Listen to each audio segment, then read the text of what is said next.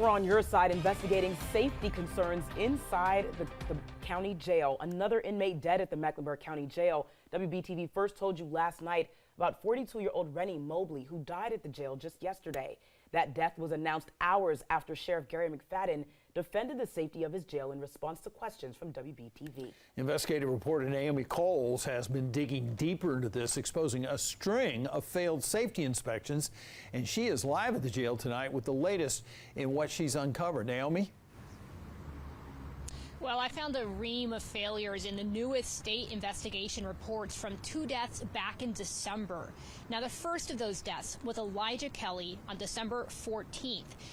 The state investigation found 4 missed safety check rounds on his cell in the 24 hours before he was found in distress. Anthony Walton's death on December 26th. He was on a watch that required 4 checks an hour. State inspectors found 11 missed safety checks in the 10 hours before he was found in his cell. Now, when we caught up with the sheriff on yesterday, to talk about these issues, he maintained to us that the inmates inside this jail are safe. I wish someone to tell the truth about the inspections. You tell me your truth. So the inspections, we have found out that the inspectors miscalculate a lot of our inspections. That's Sheriff Gary McFadden on Wednesday, claiming the North Carolina Department of Health and Human Services is getting the inspections wrong. 1 or 2 rounds out of 1,000 rounds a week. 1 or 2 rounds, but then how are you counting those rounds? We found out that the state inspector are counting the rounds differently than what we count the rounds, and we brought that to their attention.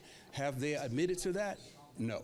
We found the jail was missing key safety checks in years of inspection reports. The state didn't directly address his claims when we asked them a few weeks ago.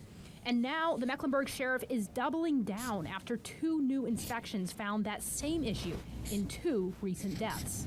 We have one of the best jails in the state, and so we challenge some of their statistics. Are your people there enough to help protect the people who are here? Yes, we are. When my colleague David Hodges caught up with the sheriff at an unrelated event after he'd previously canceled interviews about this reporting, the sheriff didn't say anything about the medical emergency that had occurred just that morning. Anything else I didn't ask you about this you want to hit on?